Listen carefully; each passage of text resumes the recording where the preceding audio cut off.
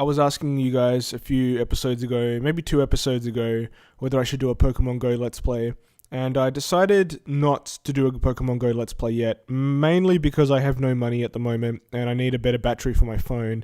And I know that people spend a lot of their battery charge on playing Pokemon Go, especially out all the time. I think one of the perks of being a PhD student is that you can get ahead in your work and that can leave you with a whole bunch of free time.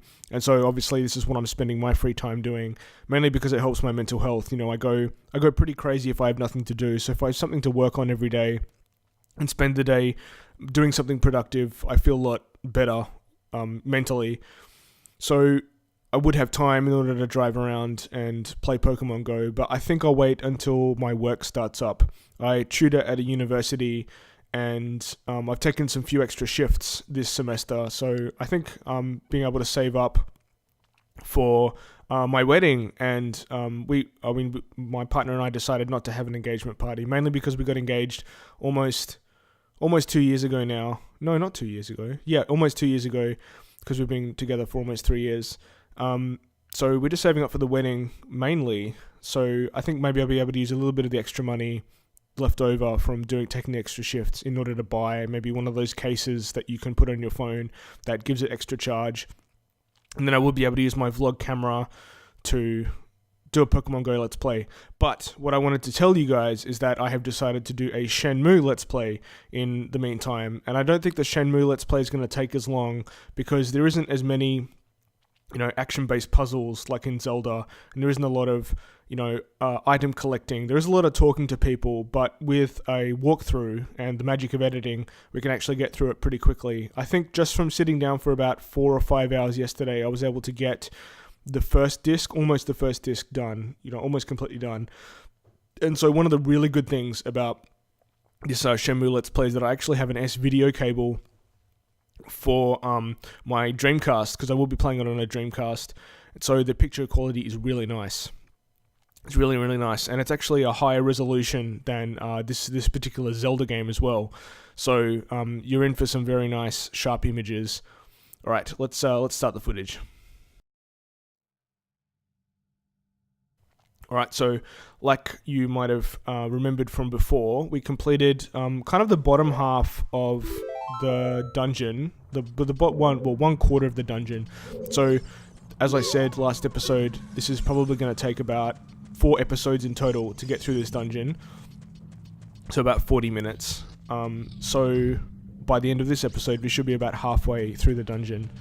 So this is a pretty cool room here. I actually really enjoy this particular puzzle. I used to enjoy this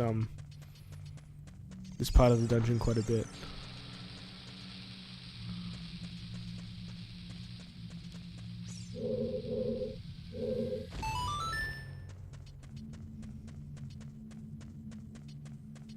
Right, I think we'll head into this room. I'm not sure if there's anything we need here. Actually, I think there is. I think this is where we get the compass.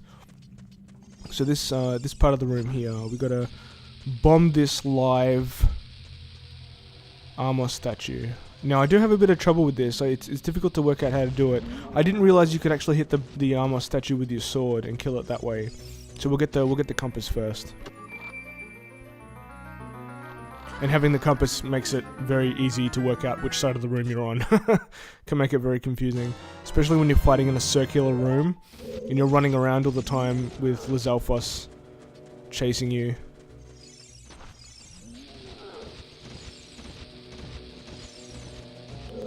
So as you can see, I missed him. I missed him with the bomb there. It takes me a few tries to figure out exactly how to nail this particular enemy.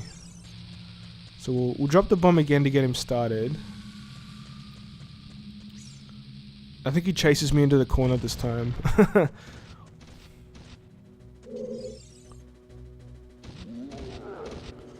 Oh, coming right for me. No, he doesn't make it that time.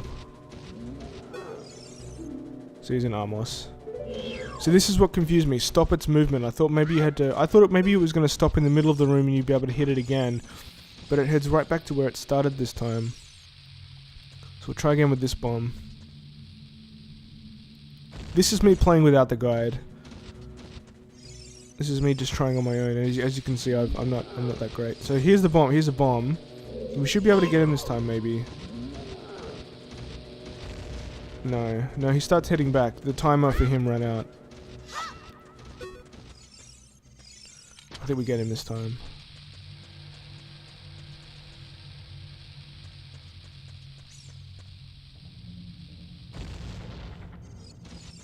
Okay, we started the timer. You've actually got to keep him quite close to the bomb. Like, you've got to run towards the bomb because he runs towards you. Yeah, there we go. We got the Armos this time. Whoop, and he gets me. Explodes on me.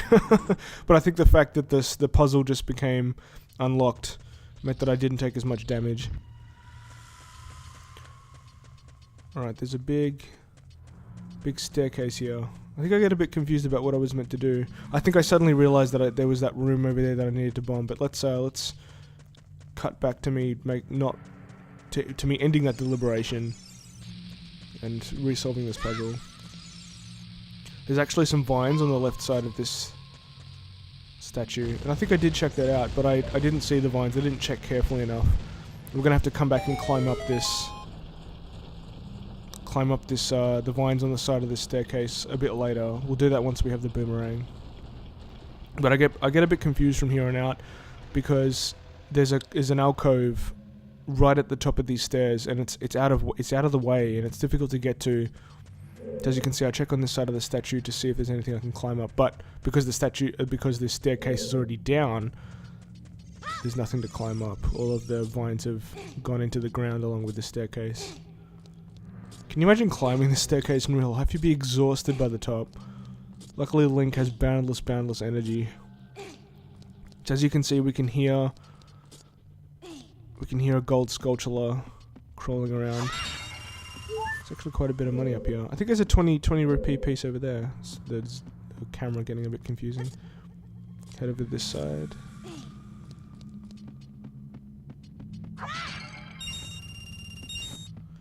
Alright, we're rich. We basically made up all the money we spent paying Dampe. Dampe's a rich man. So it's a big room. Get a bit confused here.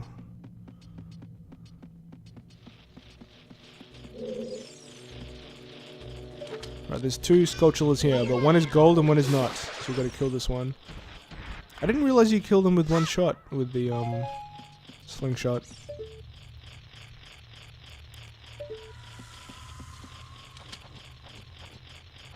This will not kill the gold Skulltula, so don't do it. You gotta kill it on the ground first.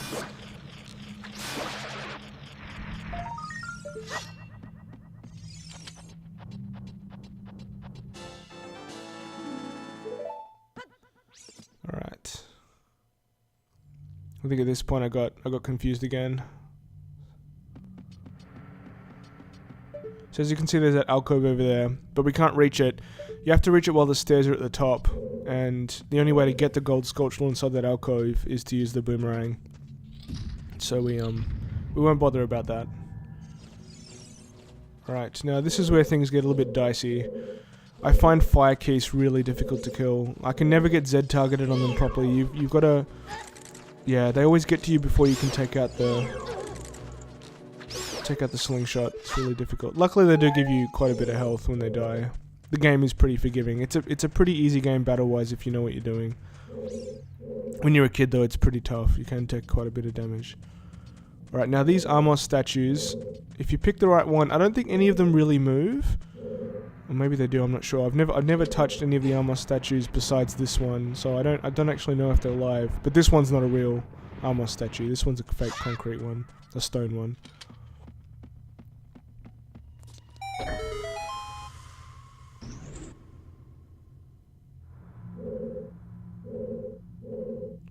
Now this is where the compass comes in handy, because you can't work out which side of the room you're meant to go through. Alright, now we've come out on top of this side of the dungeon. What we have to do now is not get burnt by our fire keys over and over again. This will happen over and over again. So what's in this this piece of grass here? No, nothing. There's no piece of grass over here. It's a bizarre thing to put there. It's like a little piece of grass.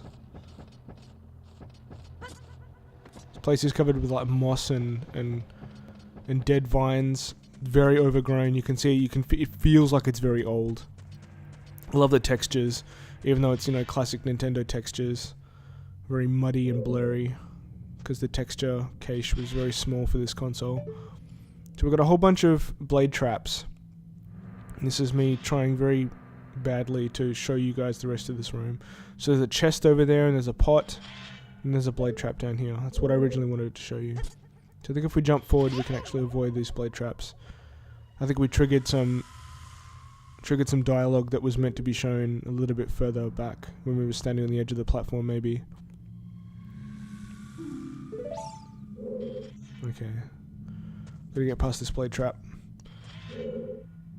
We gotta get up into that ladder somehow. There's a couple of ways to do this. Like, you could climb on top of the platform behind you by pushing the block, but I've always stood on this ledge, even though it takes a little bit of negotiating. I've always stood on this ledge and then jumped out. Yeah, control your camera like this. So as you can see, there's quite a few things we have to do in this room, and there's 2 paths you can take through it. Luckily we made that jump. The jumps are pretty forgiving so far. More money. There's quite a bit of money in this dungeon. Alright, we've got to throw this bomb onto this particular doorway here in order to blow it up. Doorway? Passageway? Someone should come up with some standard terminology for Zelda to work out what to do. I think we get it the second time.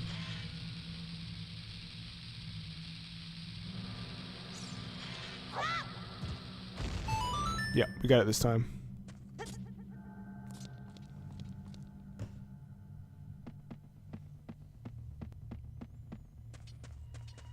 Alright, we're coming to the end of this episode. I think we'll get through this particular puzzle, and then I'm not sure if we get through a second puzzle, but we're coming to the end. Now, I was convinced that this particular puzzle was a later version. There is a second version of this puzzle in the dungeon. I thought there was a little eye that you had to shoot over this side. Or on this side. No, but I was wrong. No, luckily I jumped across before the fire started. I thought maybe there was something on the ground there. There's some pots that probably have some nice money in it, but we're not really going to need a lot of money. If you know where to find things, you don't or in the game, you know, you don't really need to buy things from shops.